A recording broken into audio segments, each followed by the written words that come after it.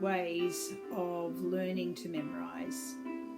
Because each human being is dominant in one learning style over another, not everyone can memorise the same way. Some people need to hear things auditorily and then they can basically repeat it.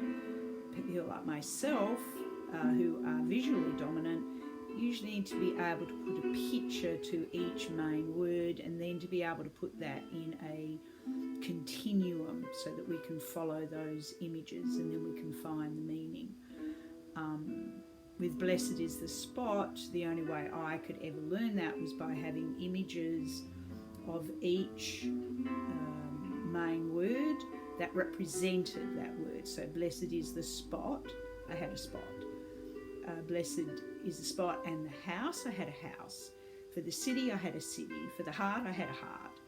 And then by placing them in order and repeating the prayer over and over again, that's how I learnt to be able to memorise Blessed is the Spot.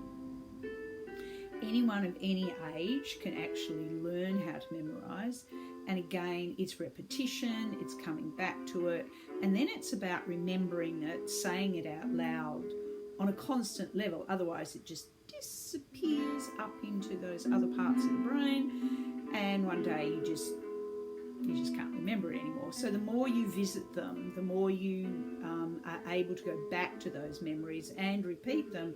That exercises is building the strength in the body. Let me show you one.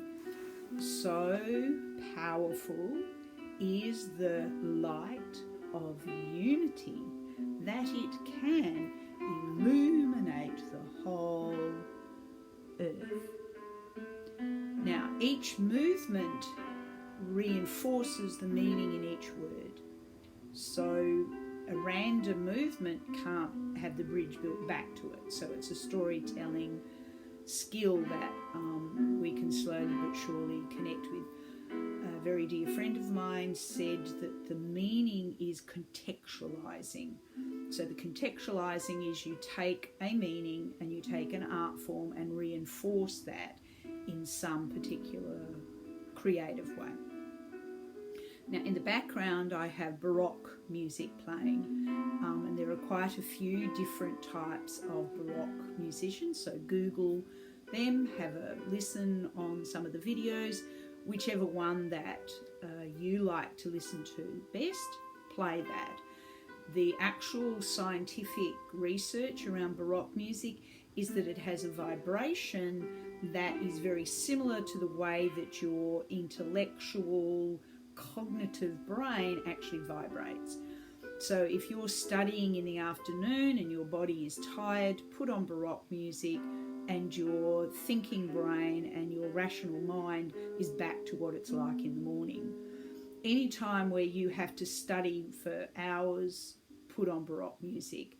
If you're trying to memorise and you found it difficult in the past, put on Baroque music.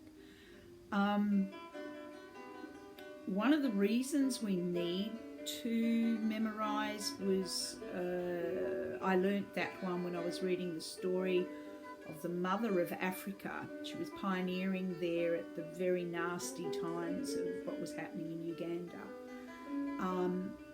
And she used to, it was bombs going, it was a war, she was in this building, and at night there was no way she could have any lights on. So she would be huddled underneath the kitchen table, and so all night long when the bombs are dropping, she would just repeat prayer after prayer after prayer. That gave her that strength. So for me, that really reinforced that we can't necessarily have a prayer book if we find ourselves in a difficult situation. If we're in a difficult situation and we're working or we're out or we may stop to pick up a prayer book. So having them inside your own brain that you can repeat even internally allows you the power of prayer in times that you really need them. So memorization has 1,000 different purposes.